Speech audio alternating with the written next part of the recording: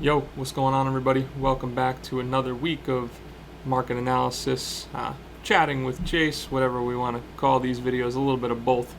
All right. Before we get into it, as usual, big shout out to Prime XBT. They sponsor these videos.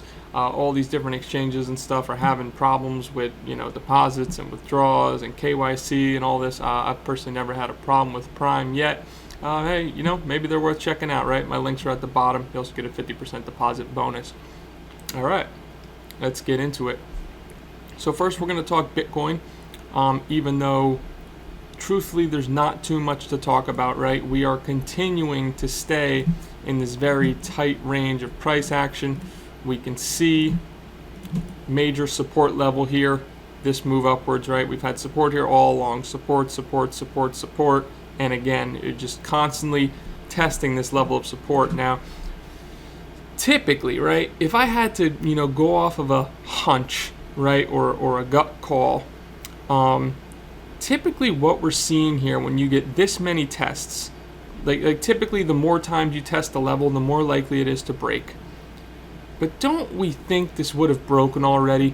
To me, it seems like, there could be some type of major player doing some type of accumulation on this level. Now that does not mean you instantly go to here, right?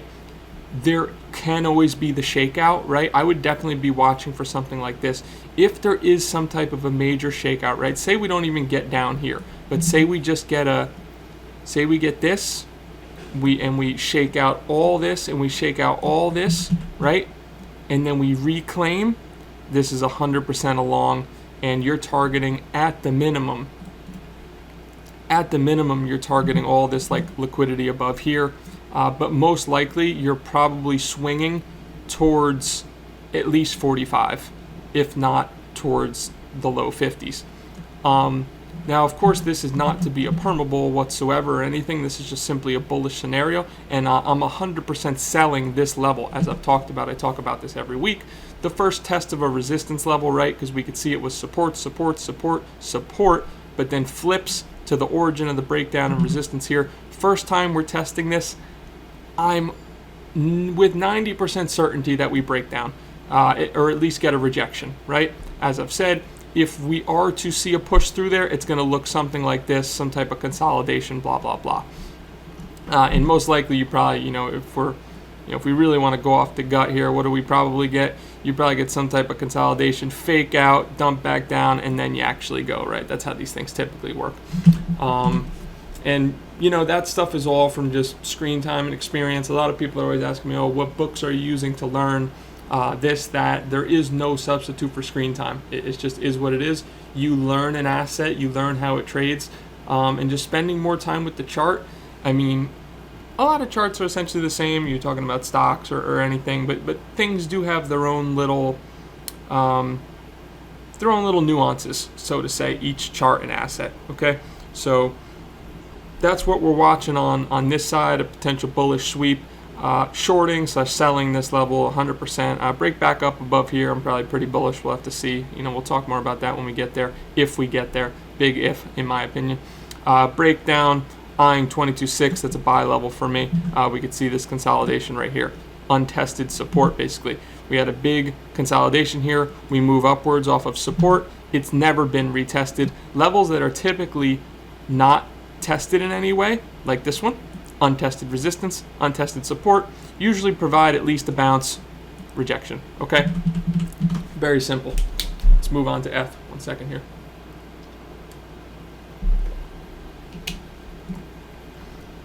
Ethereum. Okay. Ethereum looks a bit more interesting right now, but it doesn't necessarily mean that it's going to continue to be interesting. And let me explain. So, if the market is quote unquote functioning properly, right? And I say that, in a sort of a comical manner because people will say, you're not wrong, the market's wrong, like trolling me. And I get it, right? But point is, if there's any type of bullishness here, this level should be flipping towards support, and this liquidity is ripe for the taking, okay? Right there, right to 2650 is where I would like to see it go. I am currently long off of around 2220-ish, somewhere right around here. I bought after this sweep. I talked about it on crypto Twitter. I said that it's definitely a low confidence long because the most likely outcome here is that we simply continue to chop and all this is meaningless and some bullshit and nothing really happens, right? That is the most likely outcome.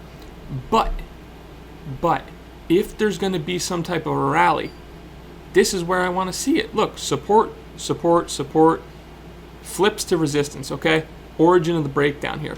Now we're getting confluence, more resistance. This candle right here breaks through resistance. So this is the consolidation that broke us through resistance. I was watching for a buy on the retest, but if you, once again, back to screen time and experience, if you know how these things work, there are going to be people who wanted to buy this level and put a stop very tight right below. Well, that's this wick right here. Once I saw that wick, I got in right when it reclaimed right in this consolidation. Now it's back up, and we're currently flipping this resistance area, right? Resistance is now acting as support, okay? So if it's bullish, this goes to here. If we lose this level, right? Maybe one more test of blue, and I would hope to reclaim, see it flip as support and go. If that's not the case and we're simply dilly-dallying in here, I probably just close the position for some type of a break even. Whatever it is. Maybe it's a little bit of loss, maybe it's a little bit of profit. But long story short, if we're getting back into this area down here, this is not where I want to be. I'm probably going to get out of the trade. Okay. So yeah, that's what I want to see for ETH. Outside of that, if we're looking more like longer term, we have, once again, support level down here. Just check last week's video, to be honest, because I've talked about this at length, essentially. But there's support down here. There's major resistance, anywhere in here, to be honest. All this area is resistance, 3K to 3,500 to 3,600. Break back above there and I'll be quite bullish. But once again, this is a untested resistance level, and on the way up, I definitely, if there's a way up, I definitely expect rejection from that area.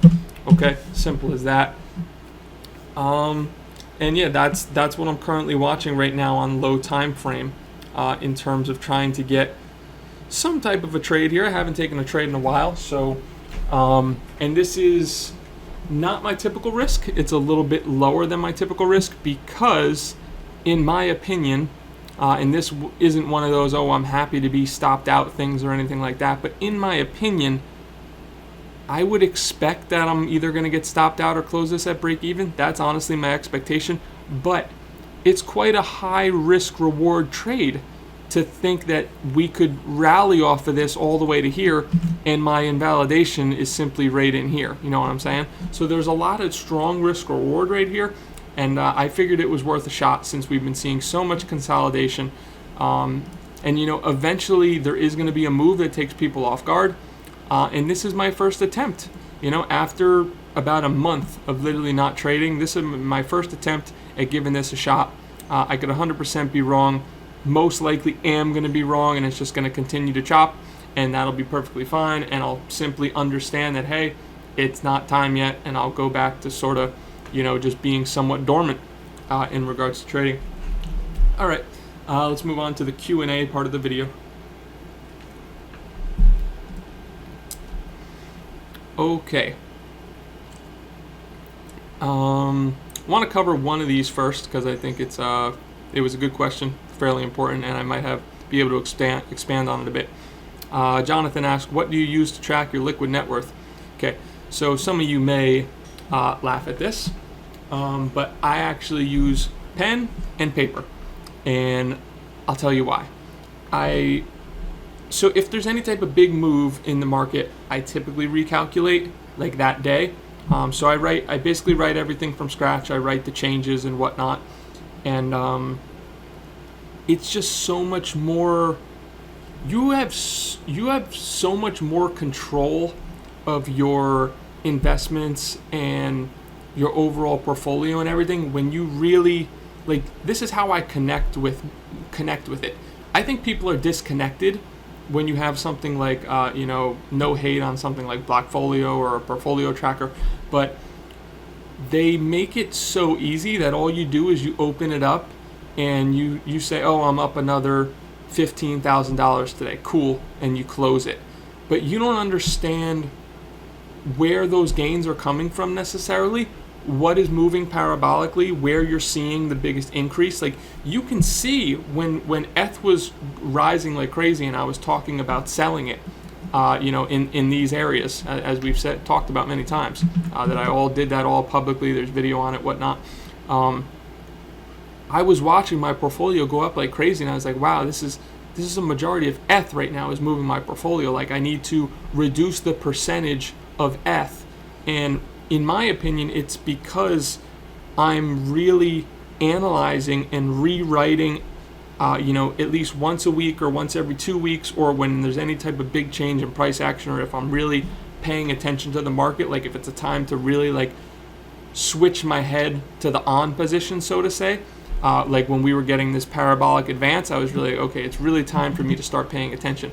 I was basically redoing my portfolio every day or every other day, recalculating, checking what percentages I had of what, like, what percentage I was BTC, what percentage I was ETH, what percentage I was USD, what percentage I was altcoins, etc., etc. And, there was probably 10 to 15 things that made up my portfolio. So I understand, right? If you have 50 coins or something, maybe you have to use something like a tracker, but that's not me. I'm usually somewhere between, maybe I only have 3 active things, right? Or maybe I only have 5 active quote unquote investments or parts of my portfolio, but usually it's somewhere between 5 and 15.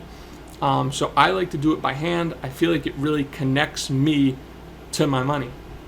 And you can use whatever you want, right? You can use a notepad or anything, but the act of writing and seeing what is making you money will most likely give you like an edge in terms of saying, oh, look, this part of my portfolio is getting way too big. It's time to trim this down a bit, take some of that to, maybe you want to take some of that to USD. Maybe you want to take some of that to BTC. Maybe you want to take some of that to ETH. I don't care where you're taking it, but just say you have an altcoin that all of a sudden went 50x. You're not going to keep all that exposure. You're going to move some of that exposure either to USD or to BTC or to ETH, etc. Okay, give me 1 second here.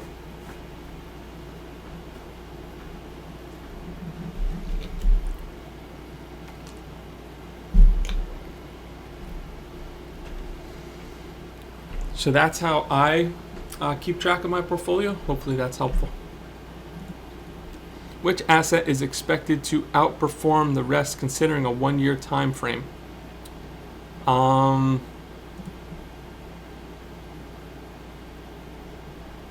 honestly have no idea. I don't really do or care too much about the longer time frame. I've said this many times. I do hold some ETH. I do hold some BTC. I'm not looking at any alts to necessarily outperform the market right now. In my opinion, when crypto is in this type of a choppish state, a lot of the stuff simply moves the same. Of course, there's going to be the occasional outliers on the occasional alts, but for the most part, things are going to move together. And I am not positioned in any specific altcoin to outperform the rest of the market. I don't think the risk reward is there, especially not now. Maybe the risk reward could be there in some time from now, but I'm just focused on the day-to-day price action essentially, and trying to catch a volatile move without overexposing myself and without taking multiple losses in a row. Like I said, this is my first trade in quite a while. And if any sign of weakness, I'm simply going to exit. There's no reason for me to take a loss or stop out fully here. If we get some type of weakness, I'm probably just going to get out. So yeah, I don't have any asset I expect to outperform the rest. Do you trade equities, commodities, bonds, etc.? How are they similar or different with respect to crypto? I do trade equities, commodities not so much, bonds no. Honestly, the charts are mostly the same, right? Charts are charts. let's see, what could I say about some of these? Oh, I think I deleted all my charting because all these things started, like all these tech stocks started their new parabolic leg essentially. Like we could sort of see how they all started legging up, so I deleted all my old lines. That's unfortunate, but a lot of it is the same, guys, right? Like let's look at Zoom here. Okay, the Zoom origin of impulse for this up move. It tags support, it retests it, right? An untested level, as we just talked about. So this was an untested support level, consolidation that led to the up move, comes back down, tests it, boom, it goes. Okay. A lot of the stuff is the same, right? Now maybe, in crypto you might have got this and then you would have got that and then it would have went something like that. But once again, a lot of the stuff is just, it's very similar. It's support and resistance. Don't overthink it. Overthinking it is what is going to put you behind on this stuff. Just think in terms of support and resistance. It was previously resistance, it's resistance again. Okay, look, the 3D close. Resistance, resistance. It's not very difficult. And I'm not trying to say it's not difficult to trade, because trading is obviously a difficult thing, but it's not very different in terms of the chart, and it's not like some type of a new difficulty or anything. A lot of it is just the same. It's practicing the same principles that you're getting from crypto trading, and just applying it to a different platform or a different market. The hardest part of trading in a different market is understanding the platform that you're trading on. That's the hardest part. So whether you're switching to like an eToro or a Charles Schwab, or who knows what you're switching to in terms of a platform, right? But that's the hardest part, is figuring out the new platform. The chart stuff is all the same, okay? To 95th percentile, at least as far as I've seen with equities and equities compared to crypto and whatnot. Doesn't necessarily apply to something like the S&P 500. That's a little more choppy and algorithmic, so to say, than crypto. I would stay away from trying to like just naked trade like SPY or something. Probably not for the best. I did try it at one point. It was for like options trading and whatnot, just dailies and whatnot on SPY, and I mean, it can get, I feel like I did okay, right? It was probably more of a break-even thing, but man, can it get like choppy out there for sure. So yeah, but if you're focusing on stuff like just like this tech stuff that's like volatile right now, same shit. I don't have any specifics. Interested in the psychology aspect. Hey Scott, thanks. Yeah, hopefully, and I presume you have, but there's Trading Psychology 1 and Part 2 on my YouTube. Check those out. Those will definitely help in that regard, but yeah, I think you've watched them. I know you comment on a lot of my stuff, so thanks. What made you interested in trading crypto instead of the traditional instruments? I think it was just sort of the wave, right? Like crypto was sort of just becoming a bit more mainstream. At that time, I had started trying on like Oanda and looking at like silver and forex stuff, and it just seemed like so, I guess, boring and old school. And I got into crypto in I think 2017 at some point. I'd like to say summer around. I'm trying to remember the exact month, but I'm not sure. But then look, I got into crypto, right, and I put like 0.05 BTC into like an altcoin, and it turned into like 0.5 BTC or something. At that point, I was just hooked.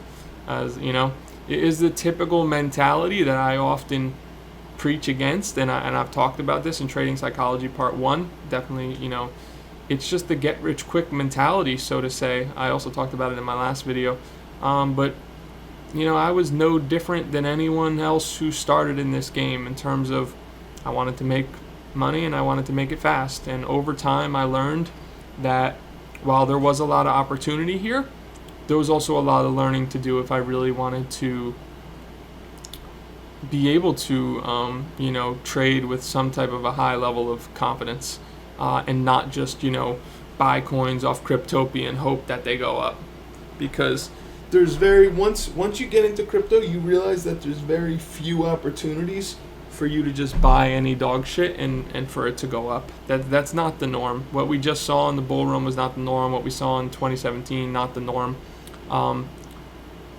This isn't necessarily the norm, this chop, but it's just how I see it. You have to be able to perform in all atmospheres. And if you can't perform in all these different environments, you're going to struggle very hard. So, yeah, I guess that's what got me into crypto was, trying to do well quickly. But, it is what it is.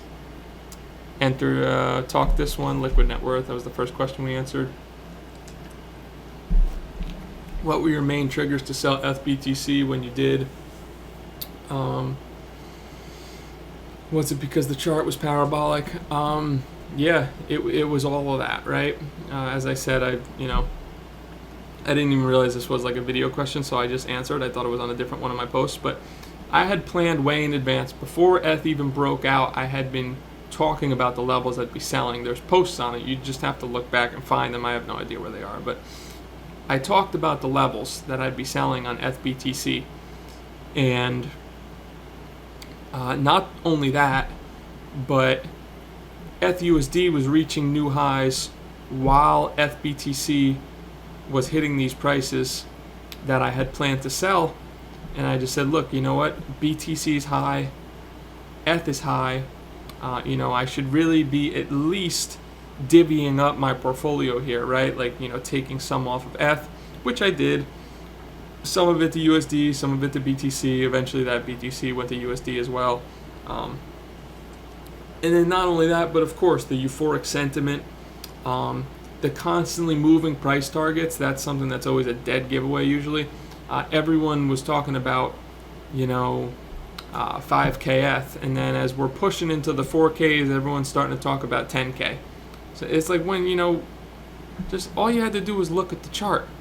And I said this, literally I said this in a video. I said on May 10th, on this day, May 10th, I said, I don't give a fuck what anyone says about the future of finance or anything. Anything that does this is eventually going to do some type of a blow off top, correct, blah, blah, blah. And then look what happened. I don't know how, if I drew this right or whatnot, and if I can make this go faster, that'd be nice. I guess not. Oh, this thing probably. And look, there it is. So I just free-handed that. Who knows what the hell I was doing. But point being, stuff corrects, man. What the hell just happened? Oh. Yes. You can tell I never used the replay tool because I don't know what the hell I'm doing.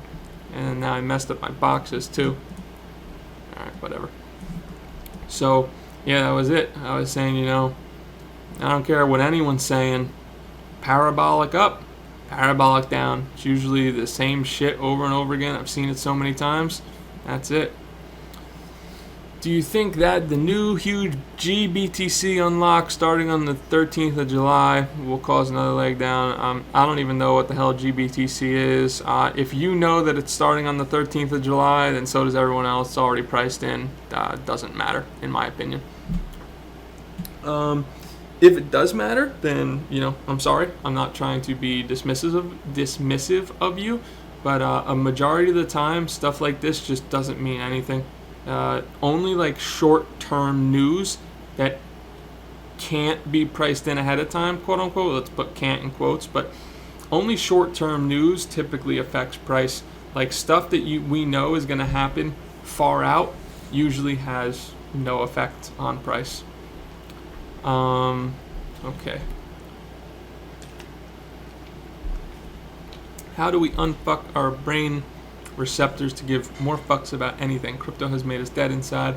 Did the 24/7 market dynamics in crypto destroy us all? Can we be fixed? Do we need crypto rehab from Pumponomics? Okay. I'm not sure if this is a meme or not. It's sort of funny. I mean, to me, I think it's a personal journey, right? I think once you achieve the level of success that you're aiming for, at least for the short term or something, that you relieve yourself a little bit, right? And I don't think it's just crypto specific. I don't think it has anything to do with the markets. It's no different than an entrepreneur who's trying to build his business and makes, his first $1 million of profit or something. That guy probably, not all, but probably lets up a little bit on himself and says, hey, you know what? I did this, I built this thing, or, I traded to this level, or, I built this brand, or whatever you want to say. And now I can coast for a little bit, maybe not forever. Maybe you're only going to coast for a couple of months, maybe you're going to coast for a year, but sooner than later you have to reward yourself for the hard work. So personally, for me, I felt I did pretty good this run. Sold the top with my BTC and my ETH essentially. And that just makes it so I can give more fucks about other things, as your question says, because what more is there for me to do now? If I start putting all my money back into the market when I don't see any type of an obvious bottom, I don't see any type of obvious trade here, why am I going to focus on something that most likely isn't going to treat me well? I put in an insane amount of effort and focus into the last year, or whatever it's been, year and a half, almost 2 years of just doing this whole crypto thing like crazy. And it doesn't mean, like I said, it doesn't mean I'm taking a break or anything, but what it means is that I deserve to relax a little bit. So I don't think it has anything to do with the 24/7 dynamics. If people are addicted to like crypto Twitter or something, that's a different story. You gotta find joy outside of crypto. For me, I like video games, I like music. I have different friend circles when it comes to that type of stuff. And that's it. So as much as I love, some of the crypto Twitter family and whatnot, I'm not going to spend all my time here. I'm also not going to spend all my time on the charts currently when they don't have much to offer me. That's it. I put my focus where value is. And right now, there's not a ton of value on the charts. And to be honest, there's also not much value on CT. We can see by people just constantly spamming copy pasta. Like, it's funny, right? And I get it. People are bored and whatnot. And no hate to those people, who have a striving, friendship with tons of people on here. All the best to them, and a lot of those people are my friends too. But it's just, what am I going to do? I can't sit on here all day. And, I got family, friends, other things to do sometimes. So nobody needs rehab or anything, I don't think. But if you didn't perform as well as you wanted to, you gotta, look yourself in the eye and, figure out what you did wrong and fix it for next time. And if you did perform well, but you still want more, but you're comfortable, again, you gotta, I guess, what's the term? Look yourself in the face or the eye or whatever. Yeah, you just gotta look at yourself and say, hey, look, you did a good job, and appreciate yourself that you did a good job, and keep on moving. Do what you enjoy in life. That's all. When do you buy support? For instance, now ETH is in support. Is it a buying opportunity? You typically want to buy support on strong SR flips. This is an obvious example right here, right? You can see resistance should flip to support. That's why I'm long, hoping it goes up. But if it fails, obviously, like I said, I'll be quick to exit because it might just be choppy. You also buy support on the first tests of levels, as I just talked about with Zoom before.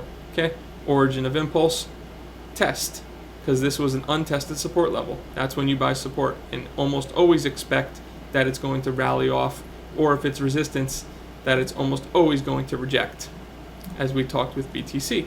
At this fresh resistance level, I expect, just as you asked, when do you buy a support, this would be the same as when do you sell a resistance on the first test. The first test is always the safest. When price action starts to get choppy, this is when you have to have a keener eye, a more experienced eye, as to whether you want to stay in the position or not. As we can see, there is a relevant level here. Resistance, resistance, resistance. Broke through, couldn't hold it, flipped it back to resistance, broke through again. Now it's trying to hold it as support. I would like to see this go up here. If it breaks back down into here, maybe I give it one more shot. I'm not sure. We'll have to see what it looks like when it gets there. But ultimately, yeah, first tests are great buys. They're also great sells, first tests. And when it starts to get a bit more of a, when you're seeing the level start to get disrespected, that's what we're starting to see here. You give it a, you know, depending on what the time frame is, you give it a couple candles of the time frame that you're looking at, and if it's constantly disrespecting the level, it's probably time to get out. When I say disrespecting the level, I mean like this. I'm not going to sit in this trade if it starts to do that. Okay? There's no point. Yeah, so that's when you buy support. Some type of a scam NFT thing, and that's about it on the questions.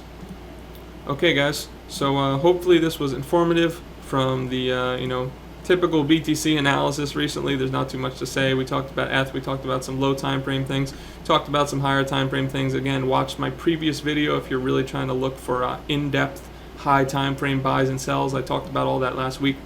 Did the Q&A. Hopefully that stuff was helpful.